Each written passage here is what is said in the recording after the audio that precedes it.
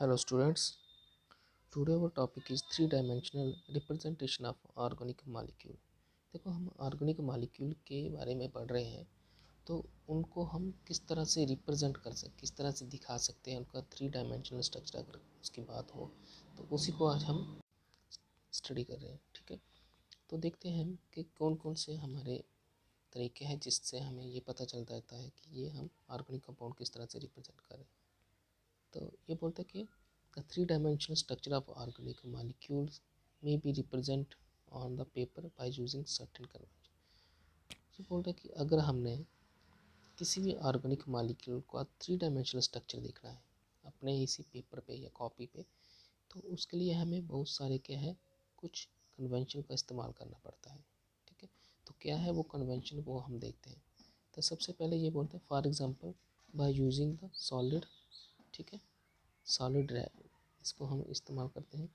तो इसमें हम सॉलिड सॉलिड जैसे कि सॉलिड एंड डैश वेज, इसको हम क्या बोलते हैं सॉलिड एंड डैश वेज का इस्तेमाल करते हैं। ठीक है, तो वो किस तरह से होता है, इसमें फार्मूला में थ्री डायमेंशनल स्ट्रक्चर दिखाने के लिए हम बॉन्ड को दिखाने के लिए किसका इस्तेमाल करते हैं, डैश और सॉलिड बॉन्ड्स को दिखाते हैं। देखो इसको हम देखते हैं किस तरह। The formula the 3D image of the molecule from the two dimension can be picture। अब ये बोलते हैं कि 3D स्ट्रक्चर दिखाना किसी भी मॉलिक्यूल, हमारे पास कोई मॉलिक्यूल है उसका 3D स्ट्रक्चर दिखाना कहाँ पे, टू डायमेंशनल पेपर पे। ठीक है, जैसे हमारा पेज होता है, कॉपी होता है, उसके ऊपर दिखाना। तो उसके लिए हम जो बॉन्ड है उसको as a solid and dash wedge की तरह इस्तेमाल करते हैं, वो हम देखते हैं। In this formula solid and wedge is used to indicate the bond।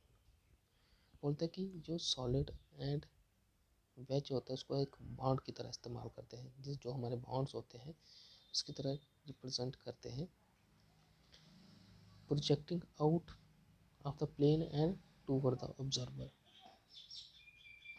The dash wedge is used to depict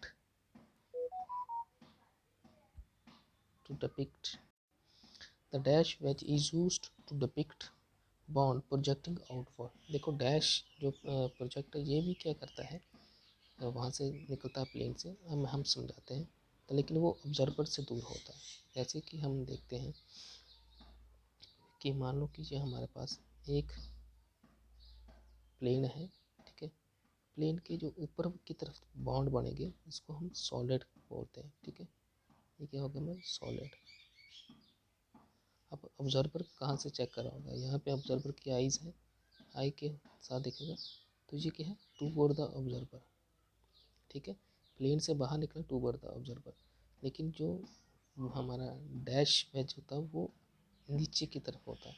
तो ये ऑब्जर्वर से क्या है, निकल तो रहा प्लेन से ही लेकिन ये ऑब्जर्वर से दूर है। ठीक है, अवे फ्रॉम ऑब्जर्वर। तो देखते हैं इसको, आगे भी देखेंगे इसको। अब देखते हैं, ये बोलते हैं कि dash wedge is use to depict the bond projecting out of the plane of the paper and away from the observer.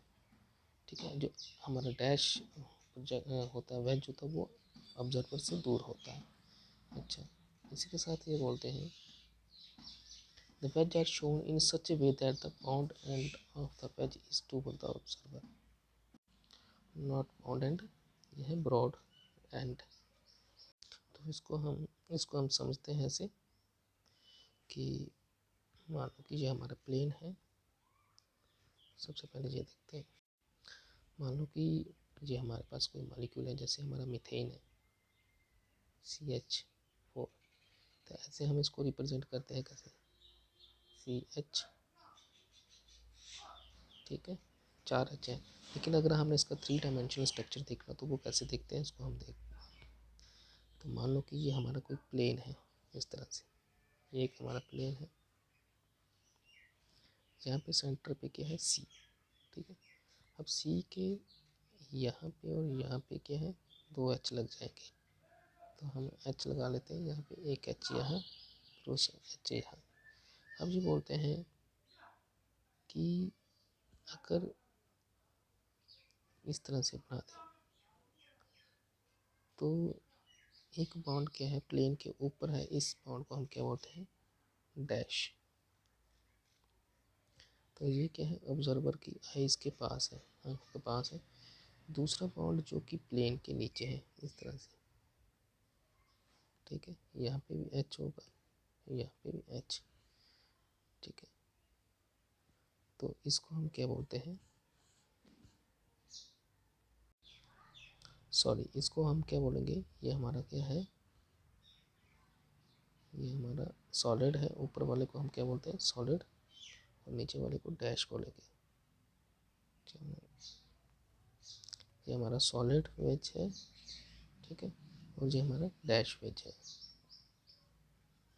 और ये वाला हमारी जो है ये नॉर्मल है, ये नॉर्मल लाइन है। देखो ये चारों के चारों बाउंड है, जो आउटवर्ड निकला होगा ऑब्जर्वर की आइज़ के पास, ठीक है, इसको सॉलिड वेज बोलेंगे। जो ऑब्जर्वर से दूर होगा वो भी आउटवर्ड होगा प्लेन के, ये प्लेन है, प्लेन के आउटवर्ड निकला है लेकिन वो ऑब्जर्वर से दूर है, उसको डैश बोलेंगे। और ये दो दो बॉन्ड है, ये क्या होंगे, हमारे नॉर्मल लाइन होंगे, ठीक है। इसको हम देखते हैं, जो हमें एग्जांपल दी है उसमें देखेंगे हम ऐसे। यहाँ पे तो यहाँ पे देखेंगे कि ये हमारा क्या है, कार्बन है, ओके, ये कार्बन है। कार्बन की ये दो लाइंस जो बॉन्ड है वो क्या है, बना रहे हैं bond in the plain paper, ठीक है, जो पेपर के ऊपर, प्लेन पेपर पे बन रहे हैं, इस तरह से कार्बन के प्लेन पेपर पे बन रहे हैं जो हाइड्रोजन के बॉन्ड। अच्छा, एक बॉन्ड बन रहा है जो ऊपर इस तरह से बन रहा है, सॉलिड, ठीक है, तो ये हो गया हमारा सॉलिड बीच। एक बॉन्ड है जो दूर है, यहाँ से इधर बन रहा है जैसे ये, ठीक है, इसको हम डैश बीच बोलते हैं। देखो डैश बीच अवे होता है कहाँ से, ऑब्जर्वर से, ठीक है। सॉलिड होता है वो कहाँ पे होता है, टूवर्ड द ऑब्जर्वर, जहाँ से हम ऑब्जर्व करते हैं, ठीक है। लेकिन ये नॉर्मल होता है, ये प्लेन के ऊपर ही होता है। तो ये क्या था, 3 डायमेंशनल स्ट्रक्चर जो हम था किसका, किसी भी सॉलिड ऑर्गेनिक कंपाउंड का या किसी भी कंपाउंड का हम देख सकते हैं, ओके। तो आज के लिए इतना ही, thank you, have a good day.